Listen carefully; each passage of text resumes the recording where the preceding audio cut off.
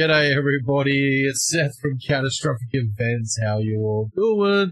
It's great to be back. This will be our first stream or recording for the year 2026. I have one of my good friends here, Ohrisu. Ohrisu, good afternoon. How are you, buddy? It's been a while. Hey everybody, my name is Ohrisu. Welcome to Catastrophic Global Events. To kick it straight off, our new podcast that we're going to be doing. How excited are you about doing that? Pretty damn excited because I've always kind of wanted to be like a part of something, something special, something new and different, and I would say it's nice to know that there is something local in this country that focuses on the whole gaming aspect. I feel like Australia doesn't really have anything, so you're kind of like that hope, that light in the darkness. And that is correct. We are going to be exploring a lot of stuff in our podcast. We're going to be talking on the political game side of things, what's happening inside the studios, the developers, the new games that are coming out, the ups, the downs, who's getting hired in what studio, who's being fired from what studio, and what gamers themselves are looking forward to in games and in their developers in certain studios and that, and the disappointments that we've suffered in the last couple of years that you and I both agree of. The gaming frontier has really fallen into a bit of a crevice in the last year or two when it comes to AAA games and promises and half-finished games that have come out. We're really disappointed. And it's good to talk about these types of issues as well, because then I believe the developers and the gaming community can voice their opinions out there as well without being vilified and saying, look, these guys are trying hard, but you're really falling. What you said. No, look, gaming right now it's changed. A lot of it's changed. There's plenty of disappointments. One of the greatest games of all times wasn't announced. I remember we spoke about this a while ago. We don't need to get into it. Maybe in another podcast we'll get into it. But there's a lot of changes happening, and there's a lot of disappointments, a lot of firing going around, which is a bit sad in terms of how business is going. A lot of acquisitions as well. Microsoft and Xbox has really been trying to snatch up some real estate lately. Nintendo seems to be falling behind in the acquisitional area, but still firing on all 8 cylinders when it comes to game development. And PlayStation seems to also be falling a little bit on the back foot with the console delays, certain game delays, and the whole Xbox allowing certain PlayStation games to now not be exclusive. So lots of issues that need to be discussed and talked about, which is going to be in lots of different episodes in all of our podcasts. Now, the next thing we're going to be doing, Ohrisu, is we're coming back streaming. Catastrophic Events is coming back with streams. Now, we're going to be doing some weekly streams we're still figuring out days and scheduling, but we're fairly certain we're going to try and lock in Thursdays, Fridays, and Saturdays with at least 6 to 8 hours worth of streaming on those days. Probably between the hours kicking off around about 5, 6 o'clock in the afternoon, going well into the night, giving you all different bits of news and what's happened in the week when it comes to gaming, plus also probably gaming with each other. Ohrisu, if you're down, we can do that. Or, whatever we're going to do. We'll play some games that a lot of people don't, that aren't really that popular. It's just games we like to play, games we're into and stuff like that. But most of the streaming is going to just be me playing the games that I like to play and sitting around having fun, having a chat with the audience and seeing how, see what fun we can get into. So that sounds like good, doesn't it, buddy? Sounds fun. That sounds pretty good, pretty decent. I'm ready for a good time, ready to be into certain things, yeah. I mean, it's okay if you're into certain things, but I'm just saying. If you're into those type of... Yeah, there's nothing wrong with it. I mean, there's nothing wrong with that at all. No. I'm just letting you know. It's fine. Oh, you're an evil man. You really are. Now, on the concept of Ohrisu has a very unique and amazing YouTube channel. He has lots of videos. A lot of it focuses on Skyrim and a little demon girl that he likes to call Ohrisu. And he's just brought out a new video called Void Surfacing. I suggest you all go to his page, check it out. He has loads and loads and loads of videos. And I will be quite frank, it is an adult-only area. So if you are under the age of 18, go somewhere else. Yeah. What he said, just and if you're not under the age of 18, wait, so hang on. Let me rephrase my words, Seth. Don't interrupt. If you're not 18, just wait. Can I swear? Has a minute passed so that I can start swearing? I think so. Yeah, sure. Why not? All right, then fuck off. Great. So yeah, Risu's channel is really awesome. Go guys, go and check it out. Subscribe, like, get in there. There's some work of him on his 86, his Toyota 86. Lots of videos, lots of gaming, clips, videos, and music, and I'm scrolling through it right now, and it's making my eyes pop, making me feel a little hot under the collar. Kind of likes it. Kind of likes it. Just making me feel a little hot under the collar. A little hot under the collar. So yeah, a little bit of Sean Connery there. So yeah, a little hot under the collar, Miss Moneypenny. Oh, you just got to give him a little bit of a slap.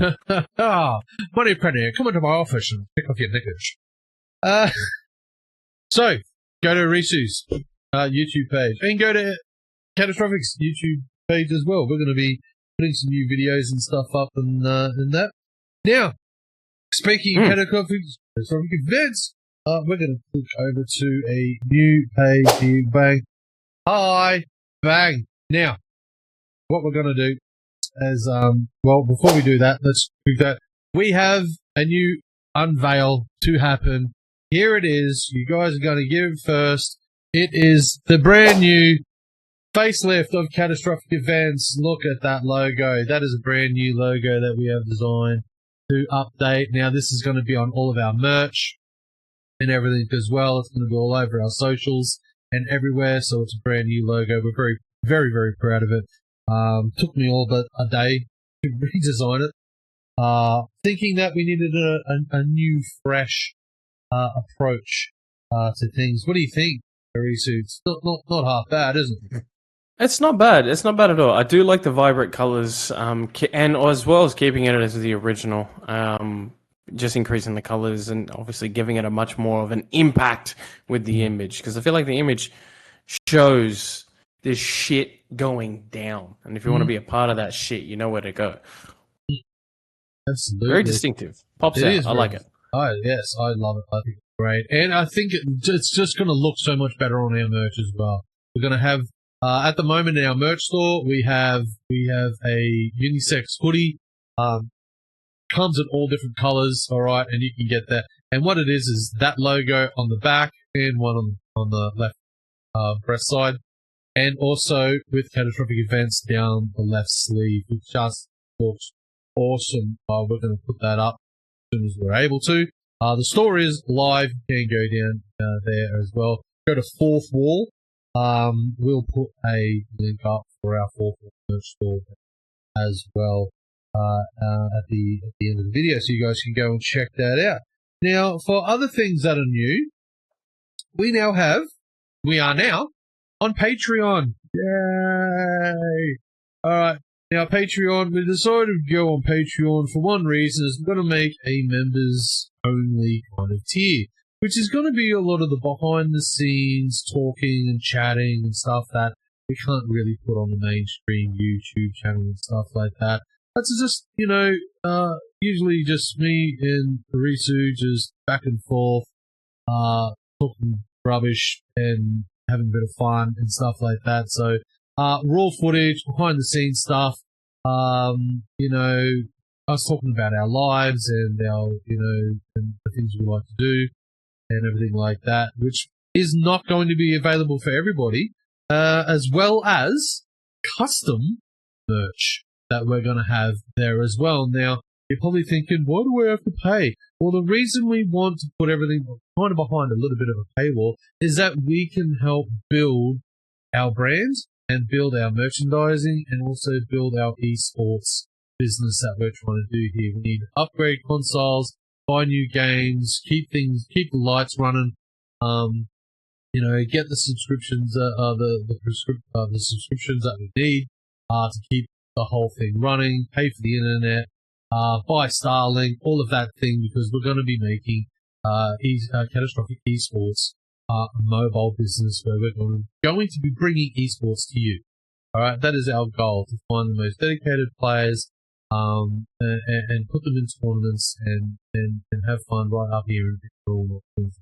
So it's going to be a lot of fun, and every cent we get from everybody is not going for profits. It goes straight back into the business. It's going to be making sure that everyone has what they need, that we're able to go to wherever we can set up whenever we want. All of our stuff stays up to date, and, we're just paying the bills. So if you want to support us, go on in. It's only $5 a month. Depending on how many people we get, it might go up, might go down. We don't know. We'll see how things sort of pan out and stuff. And like I said, we're going to do some, some behind the scenes footage and probably even do a special podcast just for members, where there will be lots of probably naughty talk, okay, for adults only, just for the adults, where Ohrisu can get quite naughty and I can too, all right? And that'll be only for our members, all right? So if you want to see it and you're interested in what we're talking about and want to get in there, book on in. It's only $5 a month at the moment, so get in where you can. There's not much there right now. We will put stuff there, don't you worry. But we'll definitely do that. Now, our merch store. Now, we've just mentioned our Patreon and our merch store. So our merch store is now on we're partnered with Fourth Wall. And on Fourth Wall, we can have all kinds of cool merch, right? So that's where our new merch store is going to go. We're going to put a link in at the bottom of this video here somewhere. And what we're also going to do for members only that do join up with Patreon, we're going to be offering custom merch, all right? You're going to get a signature on there. You're going to get your name on there. You can even request certain colors of the logo to be put on there, and we can change it up for you and stuff like that. So there's perks and benefits, all right? So get in there or be square, as they used to say back in 1932. Right. When you were old. Then when I was just coming out of my mama. All right. So that's everything. What do you think about all that? What is that all? Well, how do you feel about all that? To be quite honest, I feel quite excited because I want to see how it goes. Oh, that's funny. I can't wait to see. We've covered just about everything I think we want to cover, except for, drum roll please, the launch date of the stream. All right, so our first stream is going to be on the 7th of January, which is only a couple of days away. And the reason we've chosen the 7th is because a new game is dropping that I'm really keen for, called Star Rupture, done by the developers Creepy Jar, that brought out Green Hell, which is a game I absolutely love. I love the survival elements of it. I thought it was a rich story. It had a bit of horror to it, a bit of creepy, and the building, and I thought it was great. They're great developers, and their new IP, Star Rupture, is launching on the 7th. Pretty sure it's 1 a.m. that it's launching. So I'm going to be doing that, and we're going to be doing the first stream launch of that. Fantastic. Ohrisu, you going to join me on that, or Yeah, chances are I'll probably be there. It just kind of depends on my schedule. The schedule. Yeah, we'll have to line up our schedules and see how they go. All right, so that's pretty much everything. Now we're going to shift focus right now to a couple of topics that we've been keen on looking into, and I definitely want to get Ohrisu's opinions on this. The first one is Forza Horizon 6, set in Japan, and what turmoil has been happening at Turn 10 over the Forza franchises. Oh my God, like it's absolutely crazy. And I'm excited, to be quite honest. I'm not gonna lie. But Turn 10 literally fired half of their staff. Look, over what? I mean, look, man. Business is business. All right. business is business. You want to play business? You got to play with the big kids. You see? You got to play with the big boys. You're saying? Yo, Timmy, put that down. What do you think this is? Go play with your mother. Yeah, we don't screw around here, boys. You take a pipe to his knees. You see? You take a pipe to his knees. You just, and you don't stop. You just keep going till he stops breathing. I know. Like this is just the biggest news so far in gaming is the new Forza Horizon set in Japan. What Horizon was it when it was at the Gold Coast? Was it 4 or something? That was Horizon 3. Was Gold Coast, I think. And I remember then when we were playing that, you were literally saying, "Oh, I mean, I can't wait. Why don't they do it like in Japan so we can like drift and stuff like that?" Like you were saying it back then. How you just wanted, you just wanted the Tokyo drift that shit. And I was like, you know what? Damn, that would be cool. That would really, really be cool. Until they fired everyone. But now it looks like it's happening.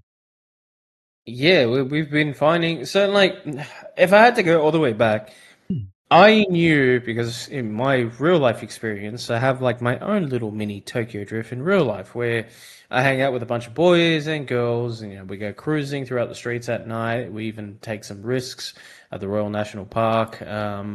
Just meeting up with all sorts of people and just talking about cars and living the dream about cars and whatnot. And because obviously Tokyo Drift was out, ages ago before that, it kind of like spawned this whole thing on car scenes and whatnot. And when you go home, obviously you're not going to be speeding in real life. I mean, even though I did, there was a lot of stupid things that I did when I was younger. But Forza was one of those games that, last week it gave you. Yeah. What are you talking about? Forza was one of those games that allowed me to kind of, live the dream, build the car that I wanted to build. And I love the motorsports aspect of it, but, Forza Horizon gave me that freedom like I already have outside in real life. Yeah. It's the difference is I can drop about 100k in a GT86 in Forza and not cry. Where if I do it in real come life, closer, you're gonna cry. Yeah, I'm gonna cry. You're gonna be crying, and you're gonna be hungry.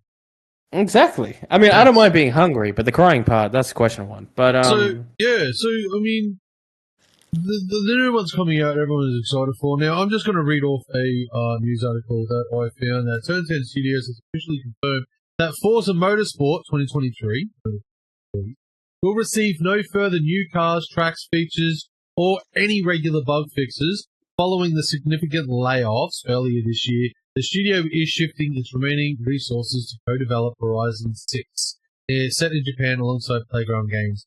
Now, I'm really upset about that. I'm massively upset because one of the things that we wanted to do at Catastrophic Events Esports was V8 supercars up Mount Panorama on racetracks. And the sheer fact that they're shifting away from that is like, I even said to you the other day that what if I'd already gone out and got a $10,000, loan and went and updated all the consoles, all brand new consoles, all the new games, everything like that, and then this would have happened. Like, I mean, it'd be world shattering because, it's no longer happening. But again, on the long side, Horizon 6 is happening. I'm not a Horizon fan. I've played a few of them, and I'm not a big fan of them at all. Like I said, I think the last one I played was 3, the one on Gold Coast, Australia. While active development has ceased, servers will remain online, and the game will enter a maintenance phase featuring cycled featured tours, reward cards to ensure existing content remains successful. Xbox head Phil Spencer suggested the franchise is currently parked to allow teams to focus on upcoming releases. So we don't know what's going to be happening with Forza, except for the fact that Forza Horizon 6 Japan is going to go ahead. Everything's shifting on that. Yeah, what's your opinion on the shifting focus like that? I suppose not much of a racetrack kind of guy. Look, I've been a racetrack kind of guy, but the thing is, I felt like I got more of a more delightful and realistic experience with Gran Turismo than I did with Forza. Even though Forza did do a great job, it still felt very arcadey. So, yeah. I mean, I grew up with it. I mean, I played every Forza. I played all the Forza, and I just grew up with it. I didn't have a PlayStation, so I didn't get to play Turismo. And like I said, I just grew up with Forza. They've done this to it. It just feels like a slap in the face. Here's a turd sandwich for all your years of dedication, and and they fired like half the peeps. Like that just doesn't seem right. Look, yeah. I blame the fans. I honestly blame the fans. I think they should have screamed and shouted and yelled and gone, "No, don't do this. We love this game. Let's hold on to it. We want more cars. We want more tracks. We want more time racing." And I don't think no one's voices were actually heard. Any of that ones that did scream out. But oh well. But anyway, we're going to be waiting for. Have we got a release date on Forza 6? As of now, I don't think so. Of that area of things. Now, another one that I know that's coming up that a few people are going to be interested in is Sophie Turner from the Game of Thrones. You've probably known her as the gingerhead Lady of Winterfell from Game of Thrones. She is now set to become the new Tomb Raider. Yes, a new Lara Croft. It's Sophie Turner. And it's going to be a new series coming to Amazon. So, yeah, Bezos, more money's coming your way, guarantee it. Well, what's he got now? He's got Fallout 4 TV show, or the Fallout TV show, and now he's going to have Tomb Raider. What's next? Is he going to take Assassin's Creed as well, and whatever else he can muster up? But it looks good. It's going to be releasing. Jason Isaacs has joined Sophie Turner and Phoebe Waller-Bridge's upcoming Tomb Raider series at Amazon. So keep an eye out for that. Should be fun. Exactly. Now, another one that you brought up the other day is Leon S. Kennedy has been revealed as a playable character in Resident Evil Requiem. How excited are you to see Leon again? Bro. He looks good. He looks real good. He made me question myself. So, from IGN Australia, Leon S. Kennedy will be a playable character in Resident Evil Requiem alongside the previously announced Grace Ashcroft. It was revealed at the Game Awards. Fallout 4 and Fallout 5. Now, Fallout 4 is getting some new updates that coincide with the Season 2 of the new TV show release, which is pretty awesome. Downloadable now on PC as the December 25 update. Fallout 4 comes with some pretty important fixes. Bethesda has specifically resolved some bugs tied to saved data that were giving the players, many players, fits since the arrival of Fallout 4 Anniversary Edition. Beyond this, improvements have also been made to the game's user interface and overall stability. While the update is now on PC, those on console will have to wait until 2026 for the patches to go live. Save and load and content handling, fixing issues with the missing Creations Bundle add-ons for Steam. Game now recognizes Creation Club content upon loading the save file and from older builds. More corrections for dialogue, improved visibility and interactions, fixed issues and broken user interface elements such as button layouts and things like that. Improved transparencies, address some keyboard input loss and cursor visibility issues, and a whole bunch more crash stability fixes, and a whole bunch more address platform issues, and prompts for the anniversary upgrade. What do you think about that? Are you going to get back into Fallout 4? Get that new update? I reckon that'd be it. I'd love to go back. Love to go back to Fallout 4. Fix up Sanctuary Heights. Remember that big giant building that I was making? I was making I was making apartment buildings. It had an elevator and had a pool table downstairs. It was great. It was hello Sanctuary. Oh god, that was dope. I would just remember modding the living hell out of it, for obvious reasons. Rapper. Oh, I love going for those immersion mods, just getting like all guns that are clearly not part of the official lore. I remember you had this one little room that you made down at the Red Rocket server. Oh, and it was like the tiniest little room, but it had thousands of things in it, like the tiniest of details, like little like cigarette butts, just sort of like tipped on top of ashtrays and like just little bits of things like, and there was like tens of thousands of items in this tiny little room, and pictures on the walls, and there's it had so much detail. It looked so lived in, like you had spent a year or more inside that room just putting things in places and stuff like that, and it just looked amazing. I was blown away. And it inspired me to be more like that when I was building mine. I tried to do it I tried to build a medical center, just behind my Sanctuary Heights, and I'd have all the medical gear, shelves, and like, have a guy in there trying to sell stuff. It's like, some waiting room tables and stuff with magazines on them. Like, I really tried, but I couldn't do what you did. Like, it was mind blowing. I honestly reckon you should do a quick 5-10 minute recording of that room, post it out there. I think people would be blown away watching it. It's nuts. I reckon do it and then send it to us, and then we'll put it up on our thing and we can talk about it on a fucking day. I think it was cool. It was really, really cool.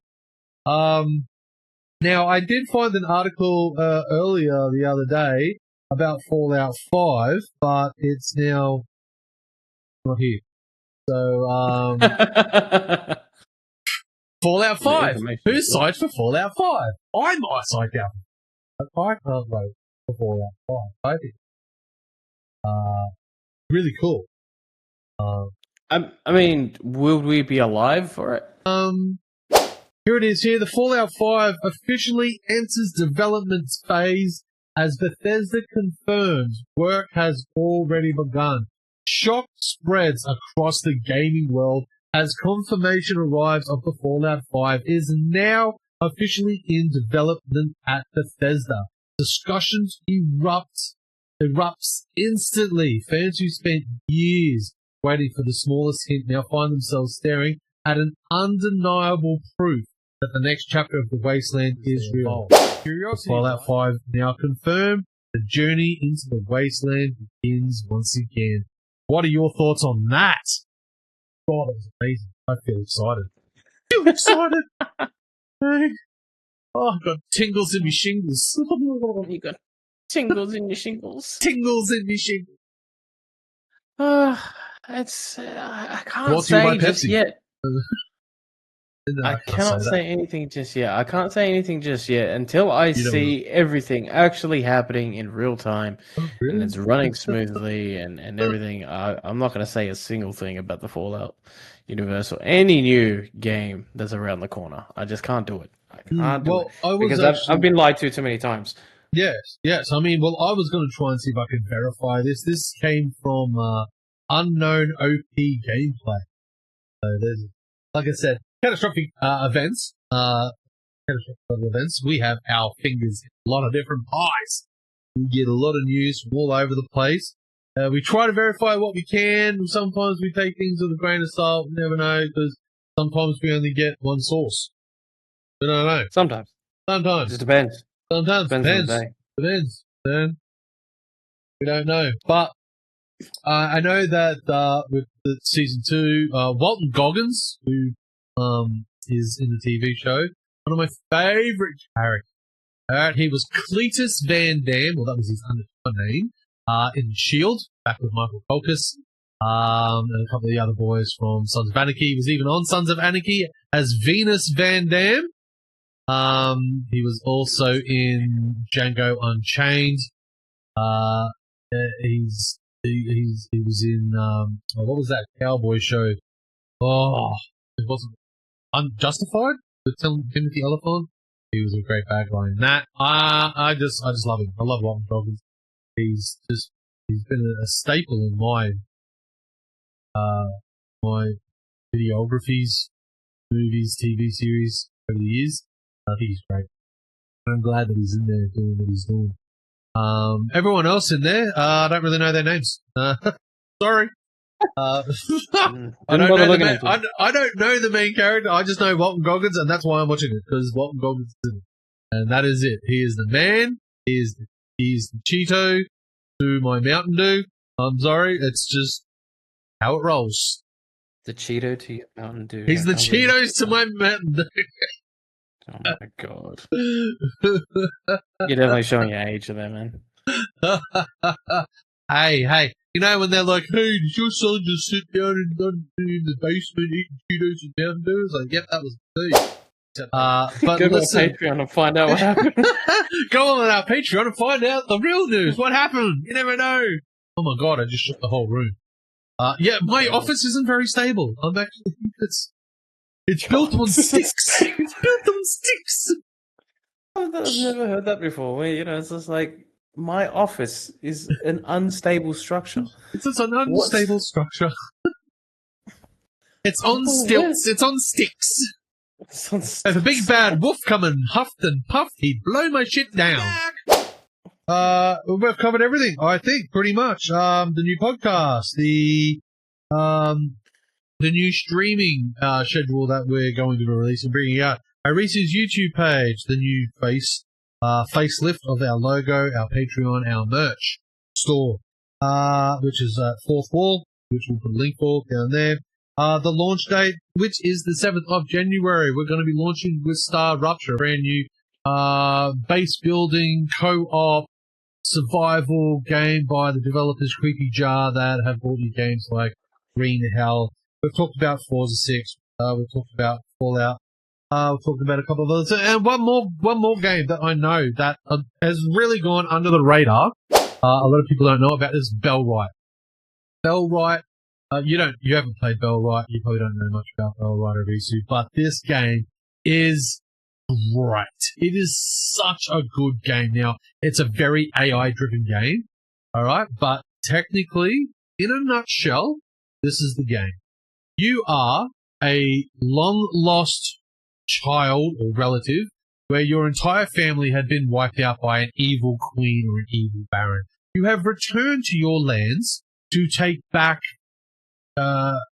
your rights and to avenge your family's untimely demise. You help by recruiting people from other villages to help build your own new settlement, creating weapons and armor in a medieval style theme. And you go up against the evil Lord Ashbourne, who works for the Queen, and go and kill his minions left, right, and center while you are building and just pretty much crafting your very, very own settlement.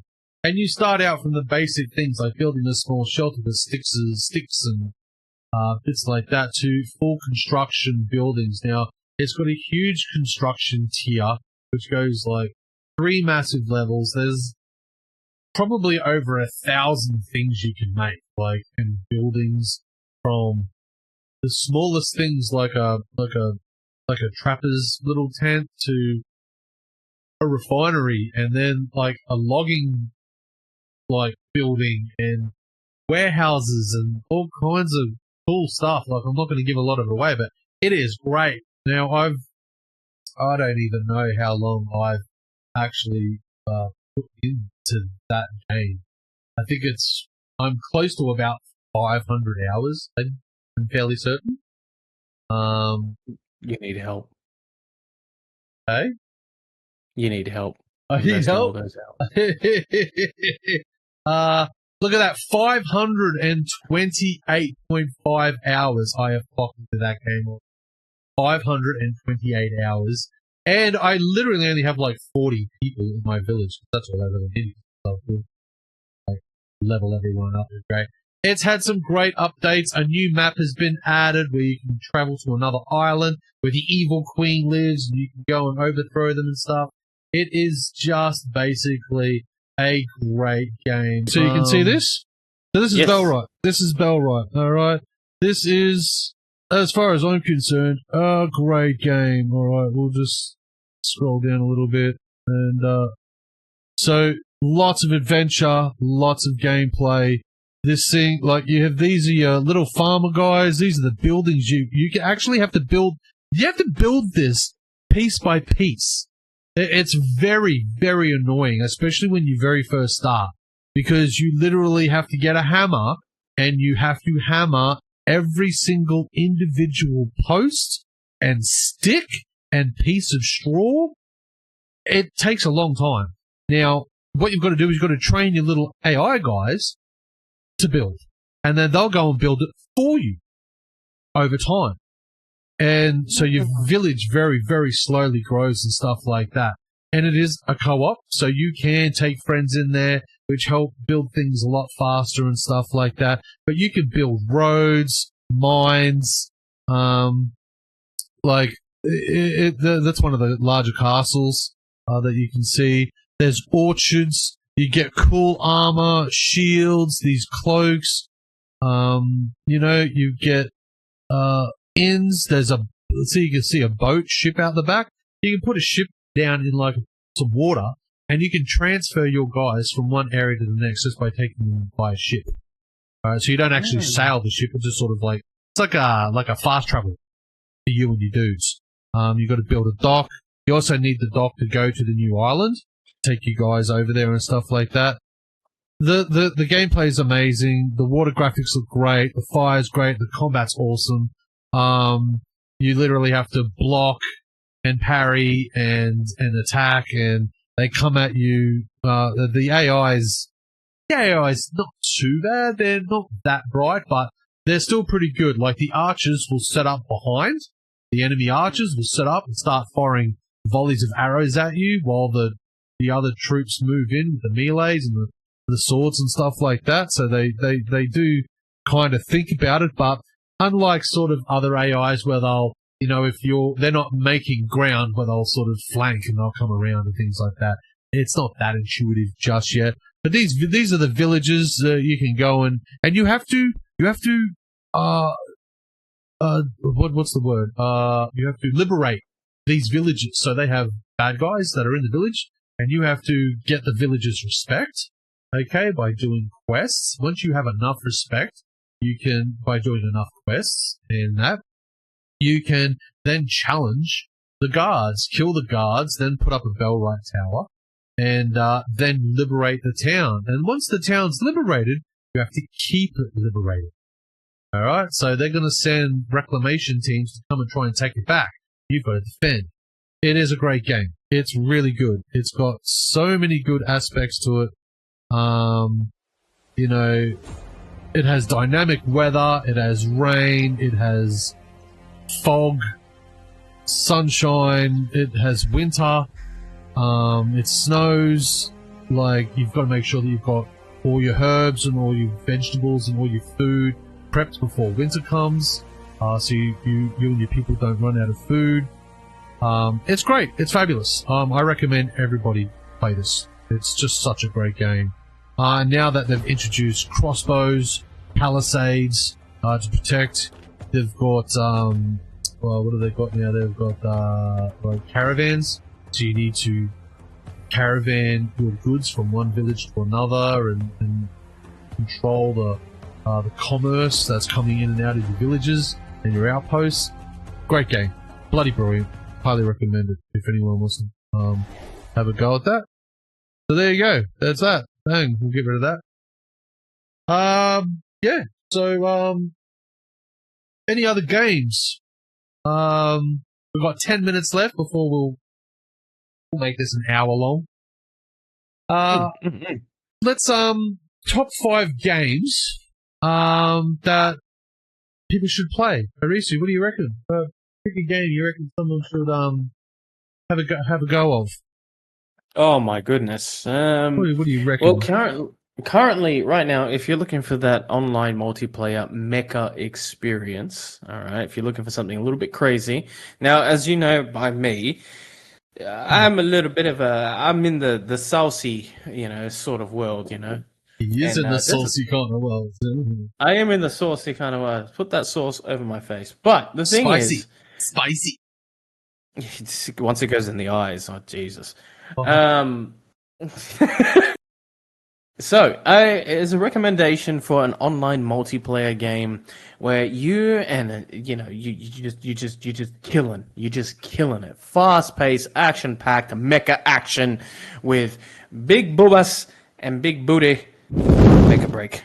It is just a hell of a game. Something that you're definitely going to try out. That's what I'm into right now. I'm in Mecha Break and a little bit of other games, but Mecha Break is something you've definitely got to check out. Mecha Break. Mecha Break sounds fabulous.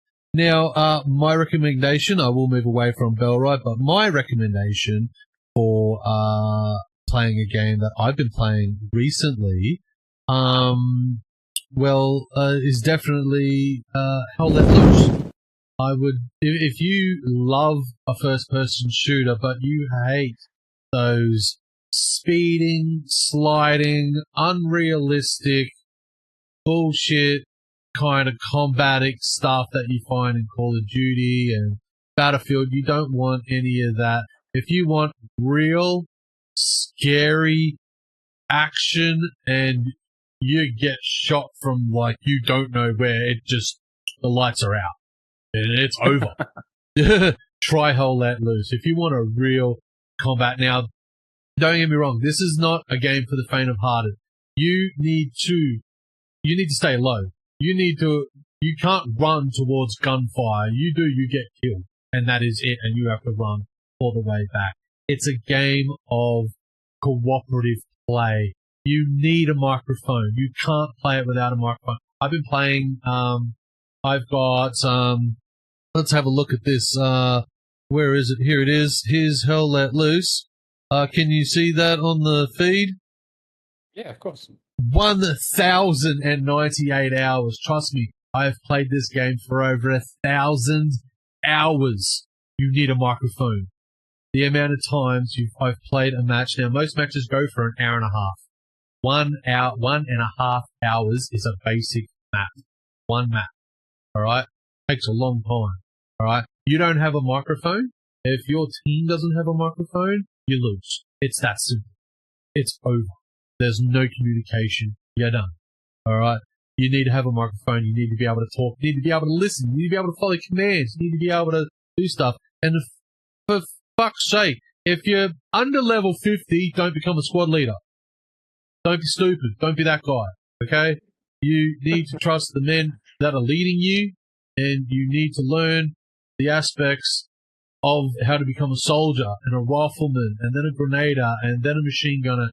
And then, everyone's like, oh, I'm the best sniper in the world. I'm level 1. I'm just going to be a sniper. I'm going, no, because you have no idea what being a sniper actually is. It means not shooting the enemy. It means being stealthy. It means recon. It means going into enemy lines, finding garrisons, taking them down, finding outposts, taking them down, killing the artillery when they start dropping bombs on your friends. Alright?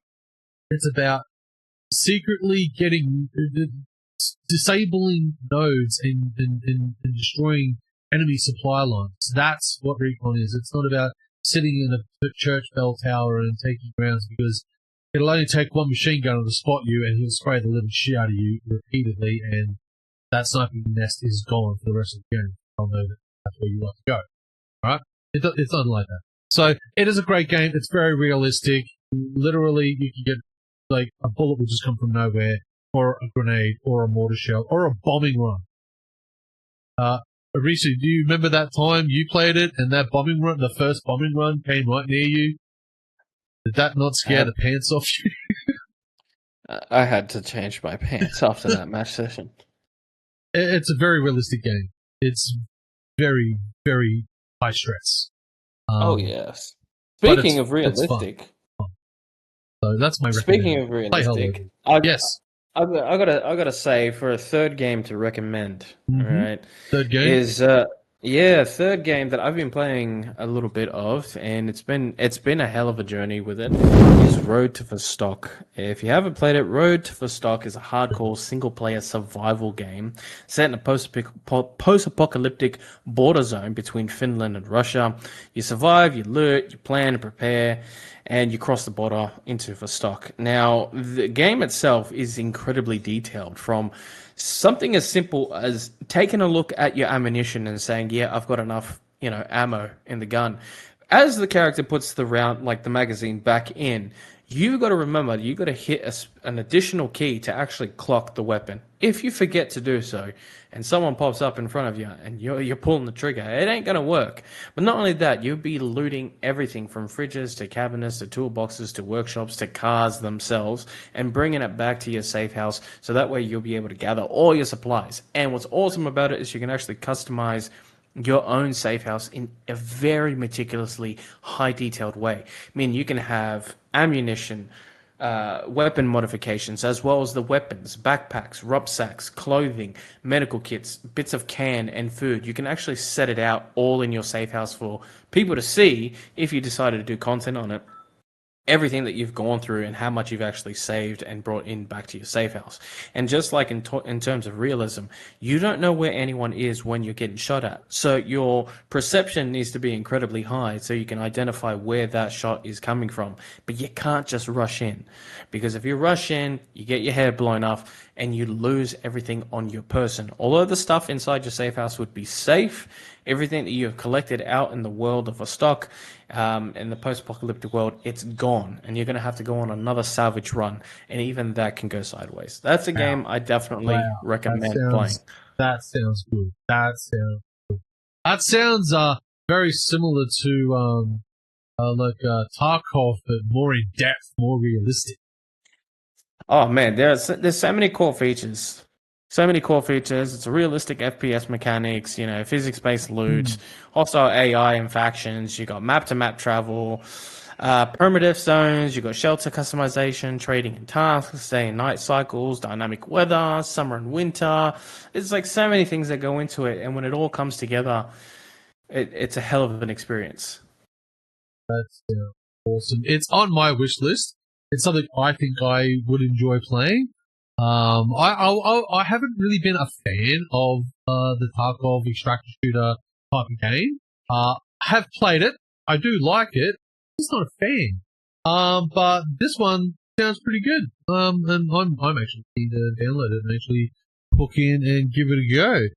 Now, my next recommendation, we've only got a few minutes left. My next recommendation, for anyone that wants to play a open world MMO type of thing, is Dune Awakening. Dune Awakening was done by the developers that did Conan Exiles. The same guys, they use the same, pretty much, the kind of same assets and that, but have created a really amazing game. Very futuristic, very good, created in the Dune universe. I've been having an absolute ball. I've built a big giant human base. You've got ornithopters, which are like helicopters that look like dragonflies. You fly around. You got to collect spice that is based on all of their technology. You've got to do raids, raid bases, do collection, base build, survive, drink, make sure you got water. You can drain the blood from your enemies and turn it into water, and it's great. It's a great game. I mean, you've got these little motorbikes, like sand runners, and they just like drive all over the sand with them, and it's so good, so much fun. Lots of good bases to go and raid. Some are huge, some are small, some are easy, some are really difficult. And then you have the deep desert, which is a PvP area, which you need to go out and fight for resources to get the spice. Because spice is everything. So that is my other one, June Awakening. Go out and play it. It's great. Got another one for us, Ohrisu? Yeah. Look, it's a game. What else you got? It's a game that it's just starting. Okay, Mm-hmm. it is just starting.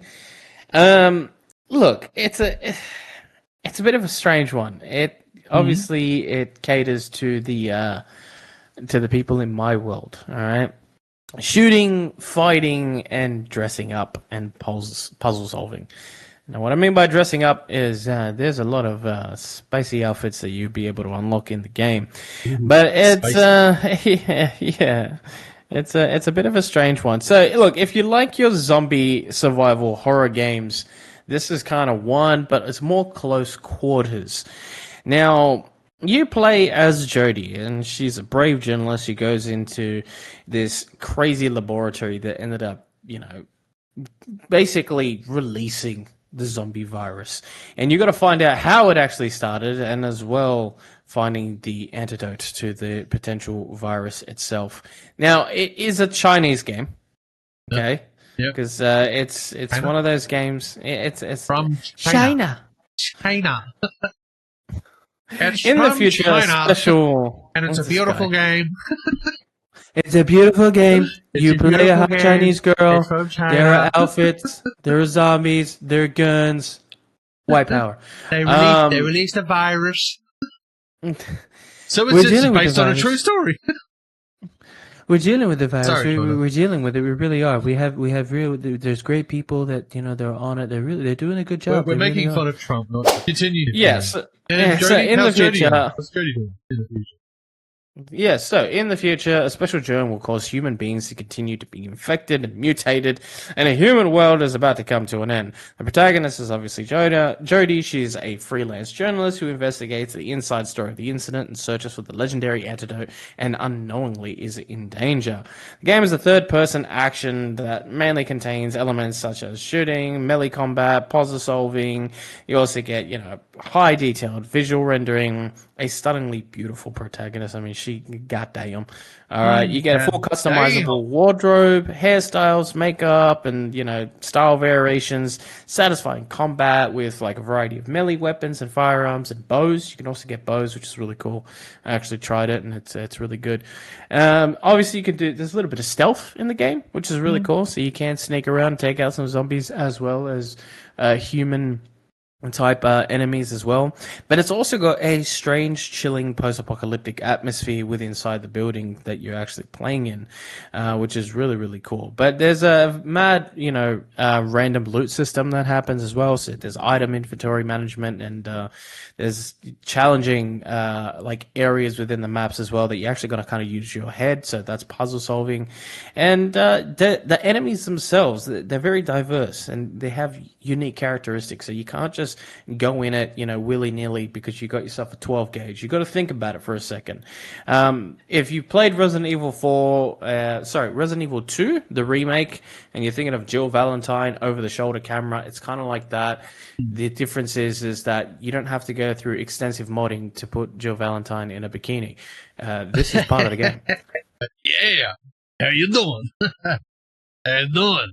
Oh, that sounds awesome. Hey, you guys want something different, some post-apocalyptic China action? Go and check it out. What was the name again?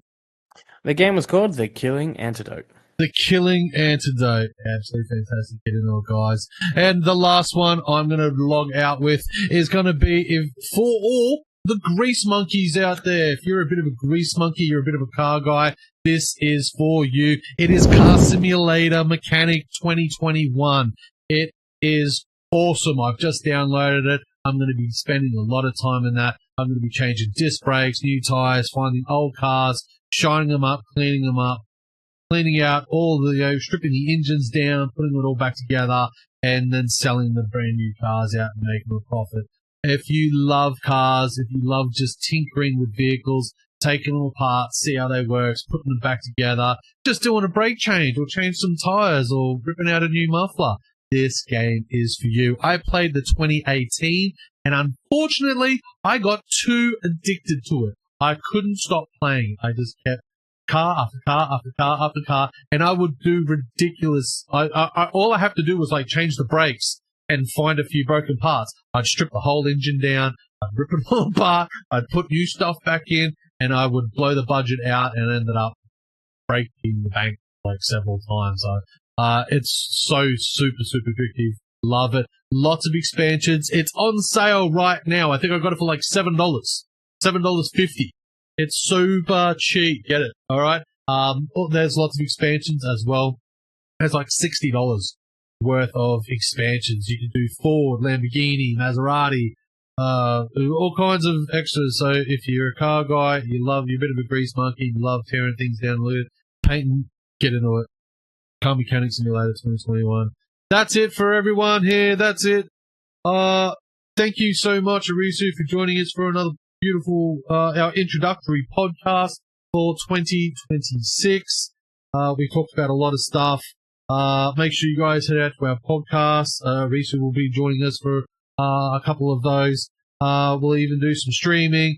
Go to his channel. All right, Ohrisu, YouTube. Visit our Patreon. Sign up if you guys want some extra stuff. Our merch store is also available. And until then, we'll see you all on the 7th of January for the launch release of Star Rupture. And we'll see you there. Thank you so much, Ohrisu. Anything you want to drop in, mate? Yeah, I opened up my messages and I was deleting my messages. And when you hit select all and you hit delete, it said 9/11. Okay. Good night, everybody. Bye, everybody. Have a good time. I'll see you next time. This kid, my mind. I don't know what to do with him. All right. Love you all. We'll see you soon. Bye for now.